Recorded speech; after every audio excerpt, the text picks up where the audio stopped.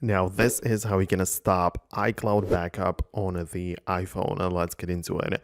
First of all, what you need to do is to open up the settings, and at the top, the first section in your settings menu is your personal settings tied to the Apple ID. So when you click on that, you have the ability to then proceed to iCloud.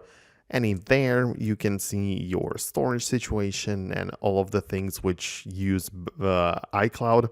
But one of them, like a separate menu in here, is called iCloud Backup. And when you click on this, you have a couple of toggles. Like the first one in here is the backup this iPhone. And if you just want to stop iCloud backup, then this is how you can disable it. You just turn off this toggle and your iCloud will not be backed up anymore. But also, if you have some older ones which you have performed in the past, you can also manage those if you wish. So you can see them in here and you can delete them.